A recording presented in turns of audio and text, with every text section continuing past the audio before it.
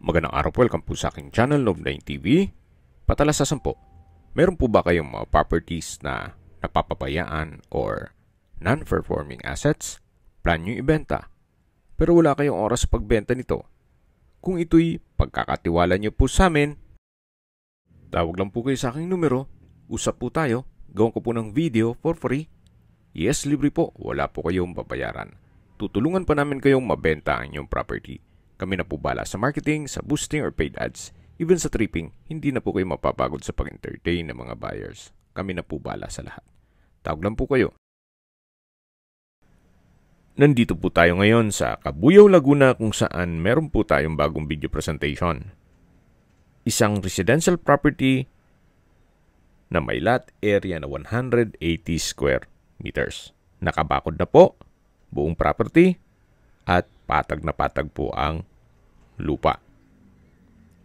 Meron pong mga fruit-bearing trees sa loob nito, gaya ng papaya at kung ano-ano pa.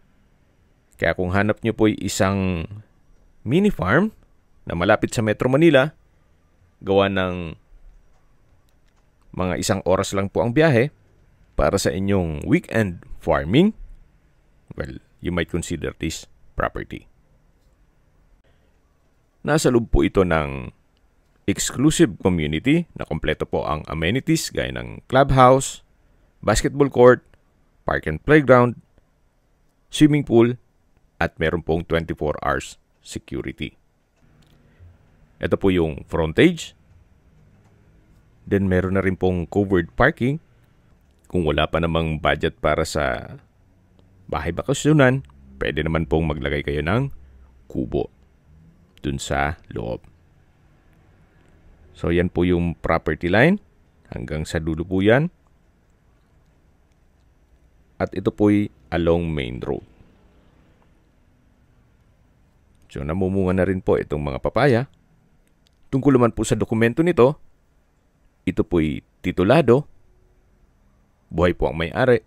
Kaya wala po kayong maging problema sa documentation o sa transfer ng title. Ito po'y flood-free area. At napakatahimik po ng lugar, sariwang hangin, at sa klima naman po, banayad lang. Hindi naman siya ganun kainit at hindi naman ganun kalamig. Actually, maganda rin po ditong lagyan ng inyong dream house. Gawa ng maganda rin po ang lokasyon nito. Napakalapit lang po sa mga business establishments. Okay, habang napag-usapan natin ang lokasyon, pag-usapan natin ang distance, location at travel time. Mula po sa Cabuyao Train Station o sa PNR, ang distance is 1.8 kilometers at ang travel time is 7 minutes. Opo, napakalapit lang nito sa PNR Cabuyao Station. Kaya kung meron kayong mga lalakarin sa Manila o Divisoria, kahit hindi na po kayo magdala ng sasakyan. Then mula naman po sa Cabuyao Fishport, ang distance is 2.7 kilometers at ang travel time is 9 minutes. Mula naman po sa Ospital ng Cabuyao, ang distance is 1.5 kilometers at ang travel time is 6 minutes. Yan po yung lagi kong binabanggit sa aking video na dapat yung i-consider sa paghanap ng property, yung meron pong malapit na hospital. Hindi ko naman po sinasabing sakitin kayo. Yan naman po for emergency purpose lang naman. Mula naman po sa South Luzon Expressway Ethon Toll Plaza, ang distance is 7.8 kilometers at ang travel time is 29 minutes. Mula naman po sa Makati o BGC, ang distance is 44 kilometers at ang travel time is 1 hour and 20 minutes. Kung manggagaling naman po sa airport, ang distance is 40 kilometers at ang travel time is 1 hour and 8 minutes.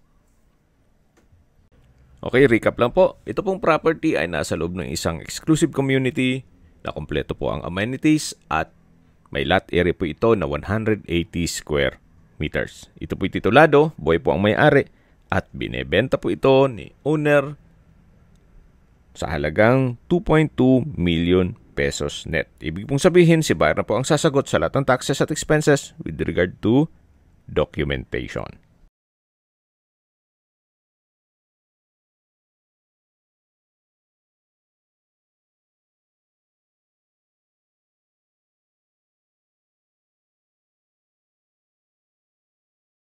Sa mga nagtatanong naman po ng aming Facebook, meron po aming Facebook page na Nov9TV at Facebook Real Video. Meron din pong TikTok at Instagram.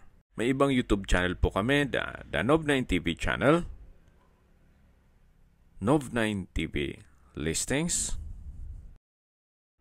Nov9TV On The Spot, Nov9TV Updates, at Nov9TV House Rental. Sana po naibigyan nyo ang video presentation. Paki-like and subscribe na lang po sa aking channel para ma-update din po kayo sa aking future listings. Kung sakali po hanap nyo yung mas malaking sukat ng lupa, meron din po kami ibang listings na pwede nyong pagpilian. Huwag po kayong mag-atubiling tumawag sa amin. Then, let us know your budget para malaman namin kung anong property pwede naming ilog sa inyo. Sa lahat pong viewers, subscriber at nagtiwala po sa amin, salamat po sa suporta. Ingat po kayo lagi at yung pamilya. Maraming salamat po.